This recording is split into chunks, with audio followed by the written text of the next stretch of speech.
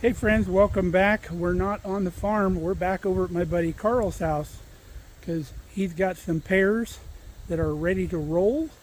So we're here to get some pears. So come on along.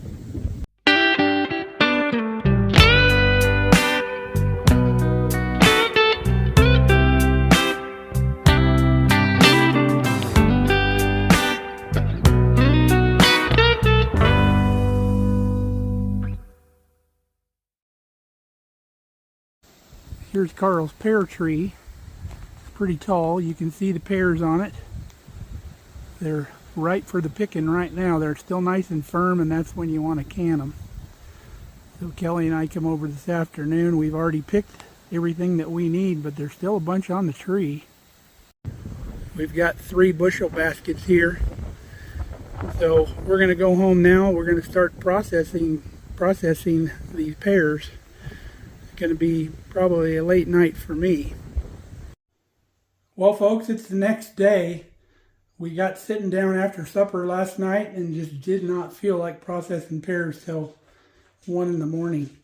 So not going to hurt anything. These pears are nice and green and firm. They'll last a week sitting in these bushel baskets, but we're going to get some canned up.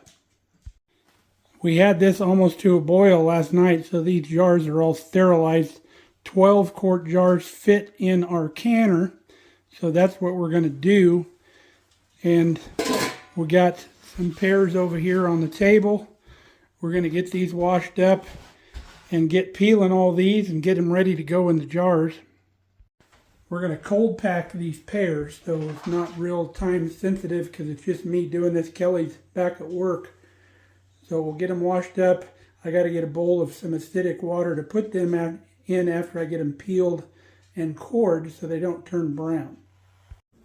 So in our giant bowl, we got a gallon of water, and to that, we want to do 6 tablespoons of Fruit Fresh. Ball makes the same thing. It's interchangeable. So we'll get that in our pre-soak water. Got our pears in a full sink of water. Moving around a little bit, washing them off. The only thing will be on them is maybe a little dust from being on the tree. These aren't sprayed or anything. These are all organic. So these are ready to go. We have our pre-soak water ready to go. We can start peeling. Anything floating off of them just goes over into the other sink. Got our peeling station set up here, got our acidic water, our chicken bowl for our peels and cores, and our washed pears. If you don't have the Fruit Fresh, you can just use lemon juice or citric acid in your water.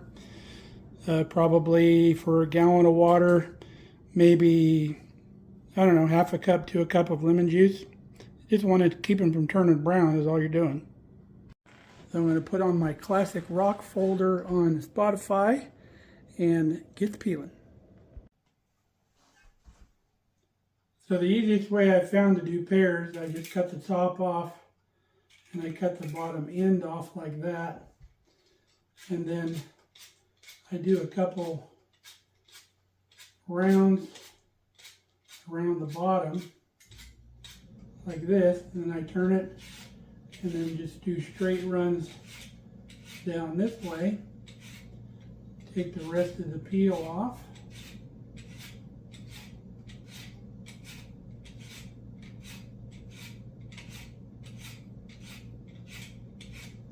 Like that. And then I take my knife, instead of cutting it in half and trying to work that core out of there, I just cut around the core. There's no pit on the inside of this. There's a hourglass shaped core that's narrow at the top, gets wider at the bottom just like the fruit, and then narrow back at the bottom. So what I do is I come down right along the side of the core, and then I turn in on the bottom like that. And then I go all the way around doing that. Just cutting the fruit off the core. And it goes a lot faster than if you were to cut that in half and try to work that core out. And then you just end up with the core when you're done.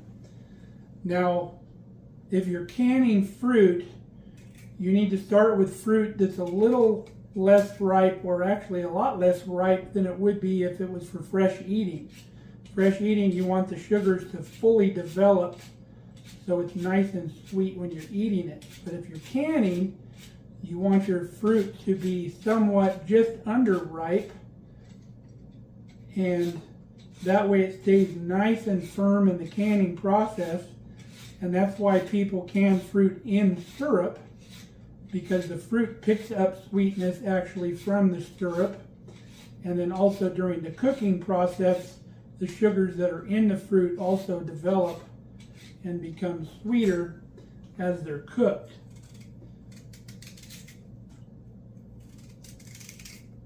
Coming off the cord just like that. If you get just a hair of it, that's fine.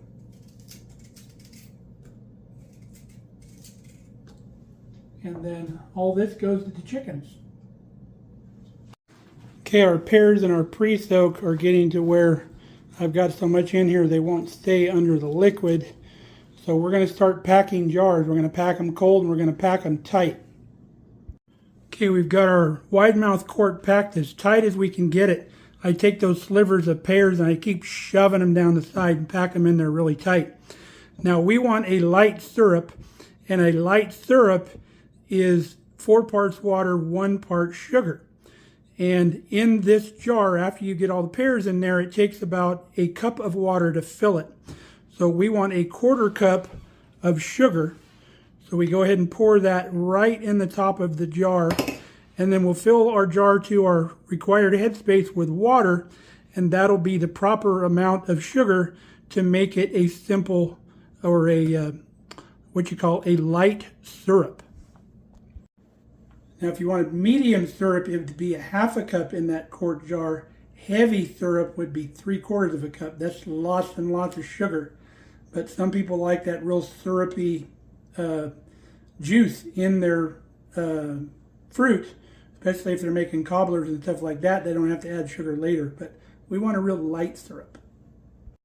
Okay, we got our jar filled up to 1/2 inch headspace.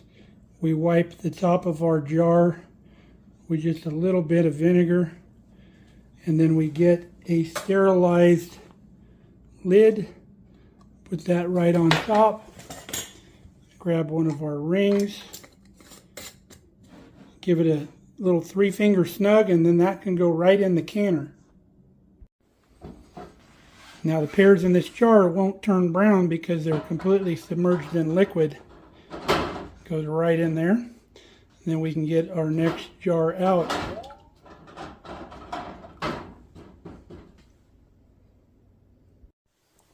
Now the reason I pack these pears in so tightly into this jar is when you cold pack fruit, once it's canned, the fruit kind of shrinks a little bit and you'll get what's called fruit float, where all of the fruit in your jar will float to the top of the liquid, and then you'll have a liquidy space down here in the bottom with no fruit in it.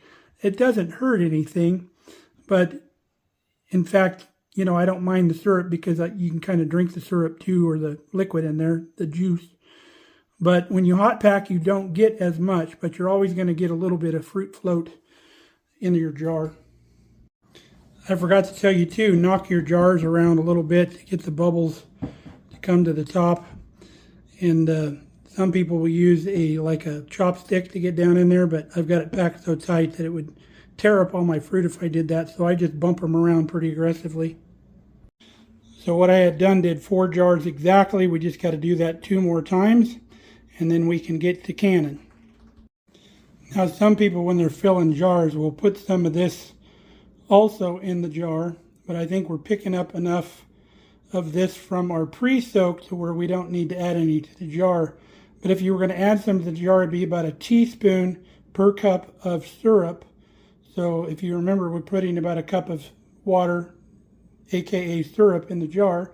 So about a teaspoon of this in a quart, or a 1/2 teaspoon in a pint. Here's all 12 of our jars ready to rock. But I started late, so I got a meeting to go to in town. Kelly and I are going to grab supper too. So that's the beauty about cold pack, is I can leave this sit here till I get home, turn the fire on, bring it to a boil. We'll boil it for 35 minutes for quarts because of our elevation, and then these will be done. We'll just cool them off a little bit and pull them out on the counter. With hot pack, you got a lot more time constraints because once those things start going in the jar, you got to keep rolling and get everything in the jar and get it in the cooker, because those jars, that's the first ones you've done that get put in the cooker, those are going to be cooking this whole time that you're going to be filling jars, and a lot of times your product will get too mushy because of the amount of time it takes to get things into the cooker. So I much prefer cold pack. You can just kind of do it at your leisure. Just kick back. You can walk away and do something else for a minute. We had a neighbor stop by. I spoke with them for a while. It's just not, you're not real hard pressed, especially when you're by yourself. Cold pack is just a lot better idea. So I'm going to get to our meeting. Kelly's almost here, and we'll come back and we'll fire this thing up. Okay, we're back home. Meeting went a little late, but we've got the fire on underneath our pears. So we'll get this thing going to a boil. Okay, 35 minutes is up. Been a rolling boil for 35 minutes. We've got the burner turned off. Took the lid off. So we're going to let these sit for about 10 minutes before we pull them out of the canner. Okay, there's our pears out of the canner. You can see our fruit float is not terribly bad because we packed those jars super tight. But we'll see what they look like in the morning. We're going to let these cool overnight. Night, y'all. Alright, here's our pears the next morning. The jars are still nice and full, so I did a good job packing those things in there. Come out beautifully. Everything's sealed 100%. So we got some good pears to put back in the pantry. We still got 2 bushel baskets that Kelly's going to freeze dry. I'll help her with that this weekend. Hope you enjoyed canning pears with us, and I hope you learned something. That's always the goal here on Markelly Farm. So, till next time, stay safe, stay healthy. We love you guys. Come back and see us here at the farm.